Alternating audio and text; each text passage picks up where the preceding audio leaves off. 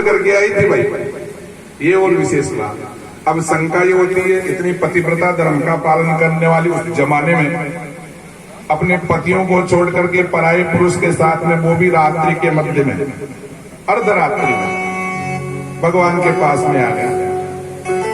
भगवान ने बांसुरी बजाना बंद कर दिया और गोपियों से कहने लगे, सारी गोपियां खड़ी है। भगवान ने क्या कहा, अरे गोपियों, शर्म आनी चाहिए तुमको, अपने अपने पतियों को छोड़ करके मेरे पास में आई हो।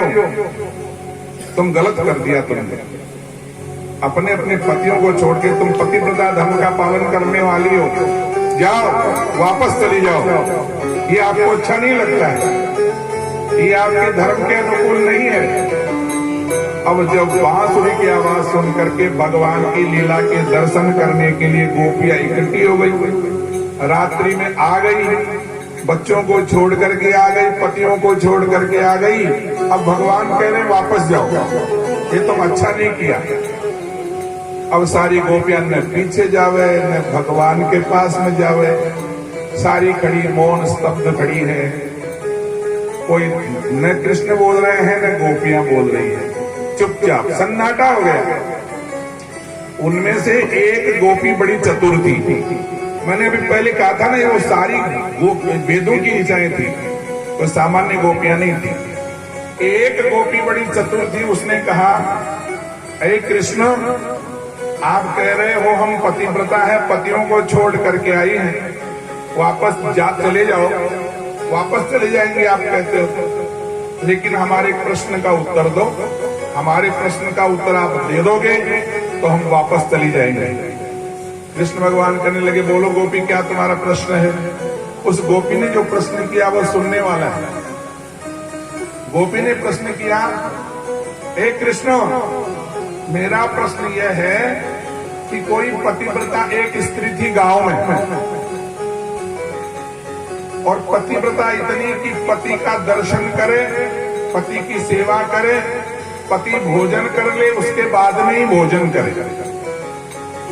हाँ, पति की पूजा करे, पति को भोजन करवावे, उसके बाद में भोजन करे। पूरा जीवन निकल गया, लेकिन कुछ समय बाद में घर में गरीबी आ गई और पति को विदेश जाना पड़ा, बाहर जाना पड़ा कमाने के लिए।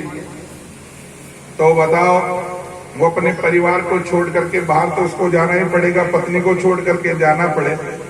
जब जाने लगा वो पति, तो वो पतिव्रता स्त्री कहने लगी, स्वामी, तुम तो विदेश प्रदेश में जा रहे हो और मेरा जो नियम है, पतिव्रता धर्म है, मैं आपकी पूजा करती हूँ, आपका दर्शन करती हूँ, आप भोजन करते हैं तो मैं भोजन करती हूँ, और आपके जाने के बाद मैं किसका दर्शन करूंगी, मेरा धर्म का क्या होगा, मेरे नियम का क्या होगा।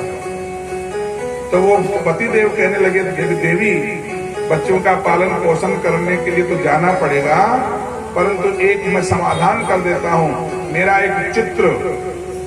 एक चित्र मैं तुमको देके जाता हूँ। मेरे को जाने के बाद में तुम्हारा धर्म बचा रहे, तुम्हारी पूजा अखंड रहे, इसलिए इस प्रतिमा की यानी चित्र की पूजा कर लेना, दर्शन कर लेना, भोग लगा देना, और फिर तुम प्रसाद पा लेना, तुम्हारा धर्म बच जाएगा, तुम्हारा नियम ऐसे कैसे चलता रहेगा।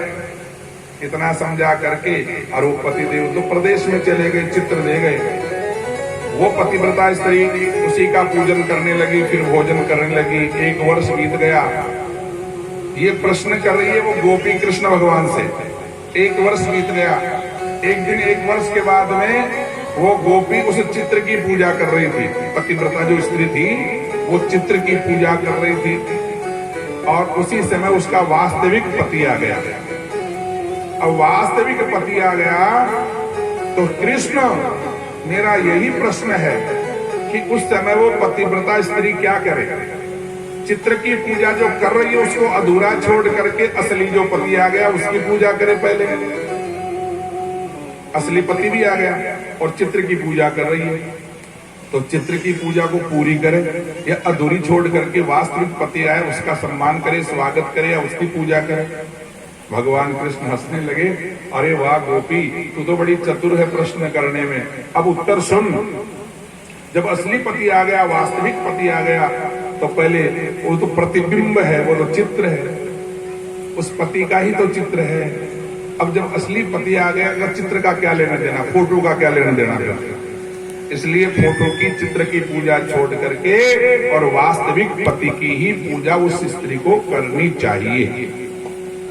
अब वो गोपी करने लगी, बस बस बस बस, उत्तर मिल गया, यही उत्तर मिल गया और यही उत्तर हम सुनना चाहती थी। अब तुम्हारा उत्तर तुम्हारे सामने प्रस्तुत करती है। क्या आप कहते हो तुम पतिव्रता स्त्री हो, पतियों को छोड़ करके वापस आ गई, वापस चली जाओ? अब बिल्कुल नहीं जाएंगे। क्यों नहीं जाओगे?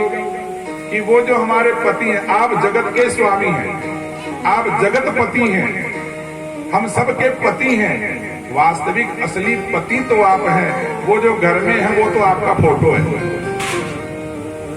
जो हम घर में छोड़ करके आई हैं वो तो आपका प्रतिबिंब है, वो आपका फोटो है, वो आपका चित्र है।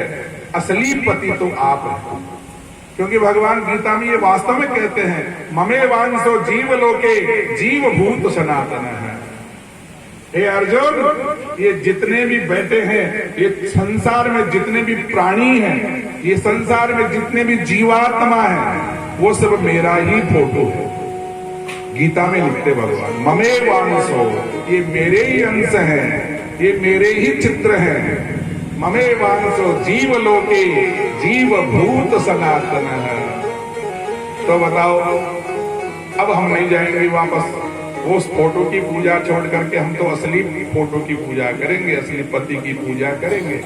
भगवान बड़े प्रसन्न हुए उत्तर सुन करके, और भगवान प्रसन्न होकर के गोपियों की परीक्षा लेनी चाहिए थी भगवान ने।